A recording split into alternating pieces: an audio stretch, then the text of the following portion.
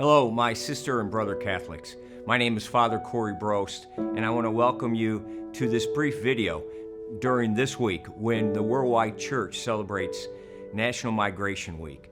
And we remember God's call to us to open our arms to embrace migrants coming to our nation. My name, as I said, is Father Corey Brost, but I want you to get to know someone else as I begin this video. His name is Omar.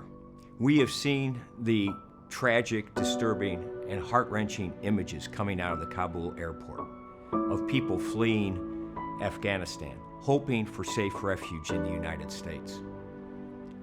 Omar was one of those people, a young man named 17, who managed to flee to the United States through that chaos at the Kabul airport.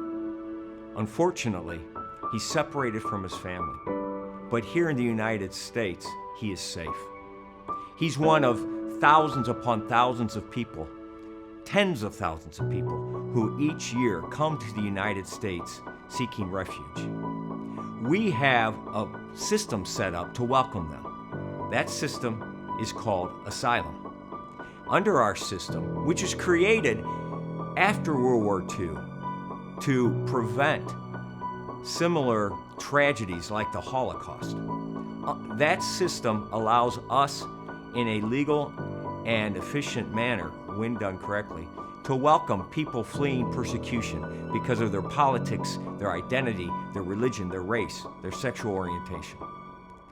Under our system, anyone who comes to the United States and can prove a well-founded fear of persecution based on those characteristics, can build a life here, can become eventually a citizen.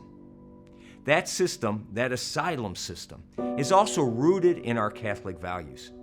It's really important during this week, and really at all times, that we as Catholics remember that the most oft-repeated commandment in the first 5 books of our Bible is to protect immigrants, to protect those folks seeking refuge in your country, to treat them, in fact, like your sisters and brothers, not like strangers. It's also important for us to remember that Jesus Christ and his family were asylum seekers. They left seeking refuge in Egypt because King Herod was slaughtering the firstborn of people in his land. For those reasons, and for many more, we can see that our asylum system and the values they represent are not only rooted in the best of our nation, but in the best of our Catholic values. I work each day with young men seeking asylum at Viator House of Hospitality, a program that welcomes and provides a home for young men 18 to 22 years old who had to flee their homelands as kids at 16 or 17.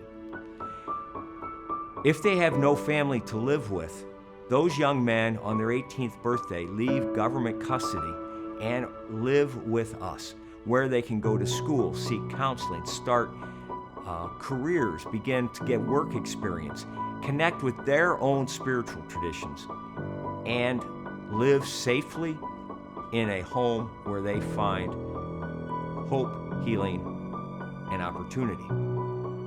I know the gifts that these men are to our nation. Just last week, they were with me in North Chicago, handing out food and clothing to people living in tents. These young men seeking asylum in our nation are, in fact, already contributing to our nation. And indeed, Omar, who survived and escaped the chaos in the Kabul airport, was with us, helping our sisters and brothers. It's really important right now, this week, that we learn more about our asylum system and how, as Catholics, we can strengthen it and make it more compassionate. Because right now, my sisters and brothers, it is broken. When the pandemic began, our government closed the border to most asylum seekers under a law called Title 42. in order to stop the spread or slow the spread of the pandemic. That was in March of 2020. Now, health officials around the country are saying we can open the border safely to asylum seekers. We can let them come in. We can test them. We can vaccinate them. And we can let them have their day in court when they have the opportunity to prove that indeed they are fleeing persecution. Because of this Title 42, thousands upon thousands of our sister and brothers, migrants, who have fled persecution, are stranded in dangerous Mexico border towns, where they're subject to robbery, kidnapping, and murder. It's really critical that this week we not only learn about our system, but this current flaw in our system and how we as Catholics can call for its correction.